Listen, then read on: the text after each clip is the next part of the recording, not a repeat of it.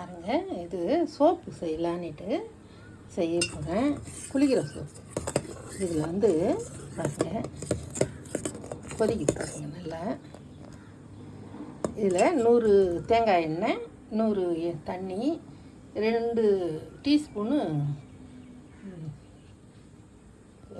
Caustic soda போட்டு கலந்து வச்சேன். ஃபஸ்ட்டு கேஸ்டிக் சோடா 100 தண்ணி ஊற்றி கலந்து வச்சேன். 10 கிராம் சோடா, கேஸ்டிக் சோடா போட்டு வச்சேன். அந்த சூடுலாம் ஆறி ஜில்லுன்னு வந்த ஏற்பாடு அப்புறம் வந்து எண்ணெய் 100 கிராம் அதில் ஊற்றி கேஸில் வச்சுருக்கேன். கம்மியில் வச்சுருக்கிறேன் அடியே. அது கொதி வருது பாருங்கள்.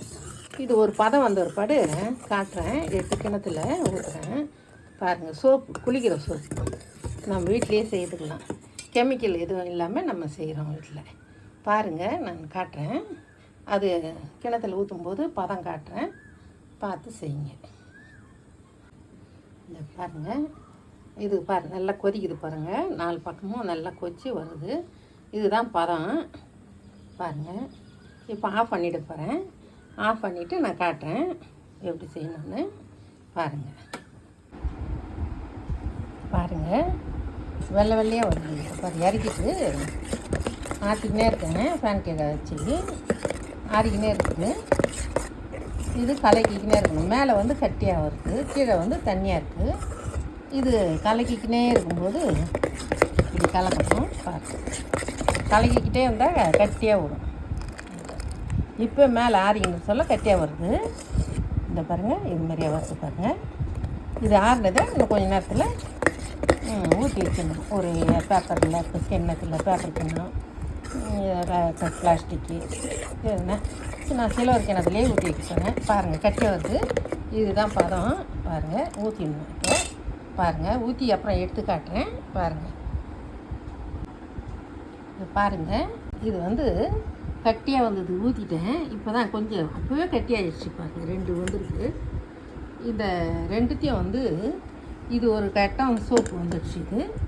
இது வந்து என்ன செய்யணும், இன்னொரு வாட்டிக்கு ஒரு ஏனத்தில் இதை கட் பண்ணி போட்டு நமக்கு என்ன ஃபேவர் வேணுமோ அந்த ஃபேவரில் செய்கிறோம்.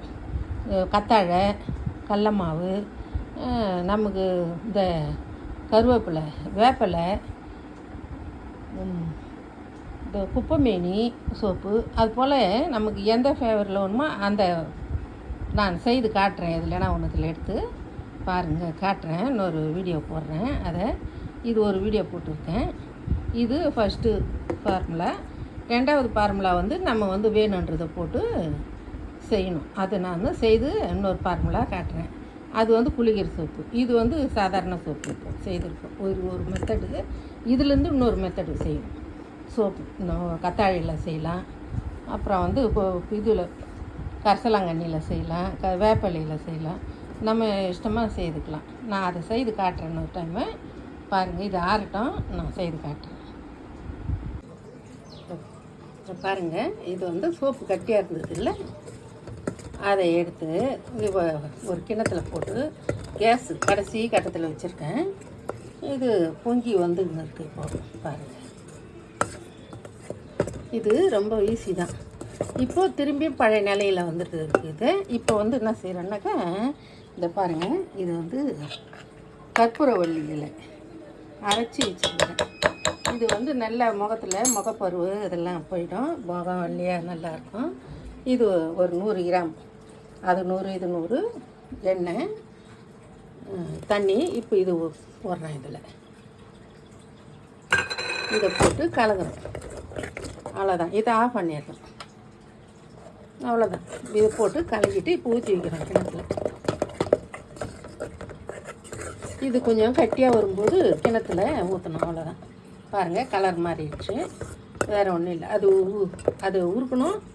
இதை போடுறோம், கலக்குறோம். இப்போ வந்து கொஞ்சம் தண்ணியாக இருக்குது. இந்த தண்ணி கொஞ்சம் ஆட் பண்ணிவிட்டு இந்த கப்புங்களில் ஊற்றி வைக்கிறேன்.